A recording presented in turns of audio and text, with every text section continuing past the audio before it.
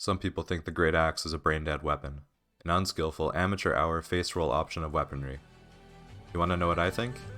I see a Great Axe, a full-size 4x4 Jeep Wrangler Transforma Giga Chad Alpha Male. We're not just spinning to win, we're out here mowing the grass of the battlefield, chopping down every peasant in sight, and weed whacking like we're getting paid for it. So the next time you pick up a Great Axe, just know you're not just choosing a weapon, you're choosing a goddamn lifestyle. Welcome to the Great Axe Club. Welcome to Scripted Gaming.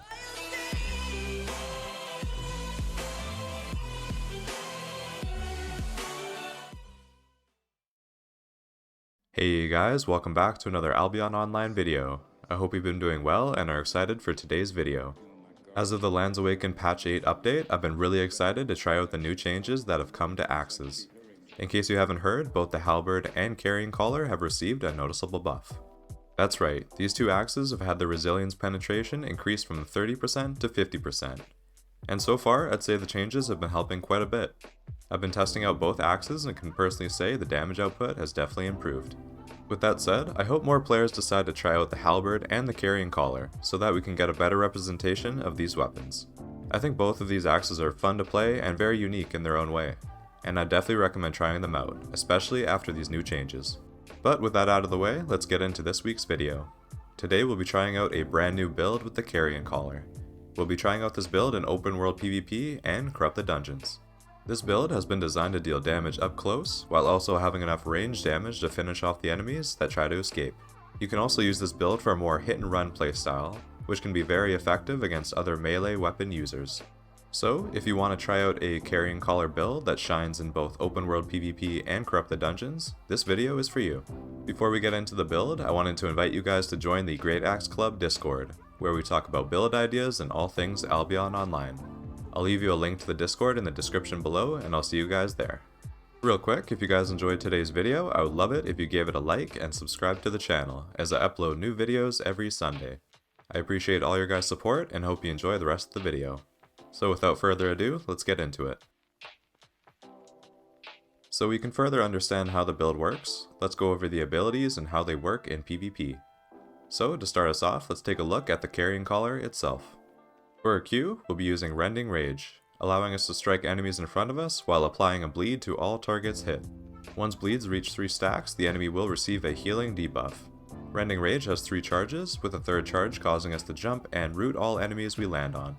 But to maximize DPS, we can use 2 charges of Rending Rage, wait for the charges to reset, and then rinse and repeat. Moving on to our W, we'll be using Adrenaline Boost. This ability will increase our damage by 25%, while also increasing our movement speed and attack speed for 40% for 7 seconds. This ability has a 20-second cooldown. The Carrioncaller E is Morgana Raven, allowing us to send ravens that pierce through all enemies while dealing physical damage. All enemies hit will receive a bleed and a healing debuff for 5 seconds. Morgana Raven has a 18-second cooldown. And for a passive, we'll be using Deep Cuts, allowing every 4th attack to apply a short bleed to the target. Next up, we have our helmet, and we'll be using Cowl of Purity for Avalonian Beam. This ability sends a long-range beam of energy that damages all enemies hit for magical damage. The beam also interrupts all enemy spellcasting. This ability has a 30-second cooldown. And for our passive, we'll be using Aggression for more overall damage. As a side note, Cowl of Purity also received a buff in the recent Patch 8 update, with its cooldown being reduced from 45 seconds to 30 seconds. I hope this encourages players to try out this helmet, as I personally think Avalonian Beam is a lot of fun to use and can work in many different builds. Moving on to our chest, we'll be using Cleric Robe for Everlasting Spirit.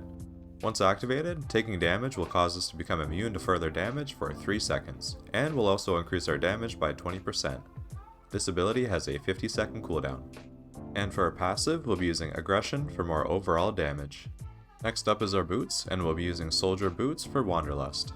Once activated, each stack of Wanderlust will increase our movement speed by 10%, and for a maximum of 80% movement speed. This provides great mobility and allows us to escape enemies in the open world, or chase them down if need be. Wanderlust has a 1-minute cooldown. And for our passive, we'll be using Toughness for more overall defense. The cape we'll be using is Thetford Cape for Chain Lightning, causing our normal attack to send magical damage to the target, which then jumps to the nearest enemy. Thetford Cape has a short cooldown of 15 seconds. For our potion, we'll be using poison potions, dealing magical damage to the enemy while also reducing the resistances. Poison potions have a 1-minute cooldown. And for our food, we'll be using beef stew, which will increase our overall damage by 13.5% for 30 minutes.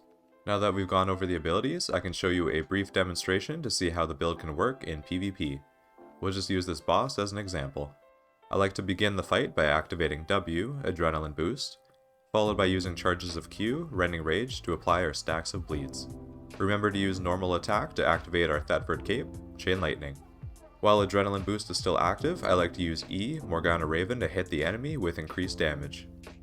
When the enemy uses an offensive cooldown, we can use R, Everlasting Spirit, and become immune to further damage for 3 seconds.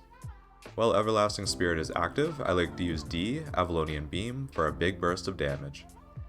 Remember to use your potion when appropriate, and use your boots to escape or chase down the enemy. And that's it. Now that you know how the build works, let's test it out in open world PvP and corrupt the dungeons.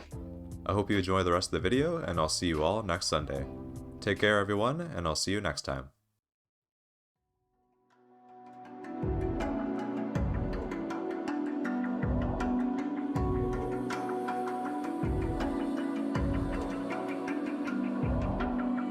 Even now, you're coming up to me, fire lighting up the sky.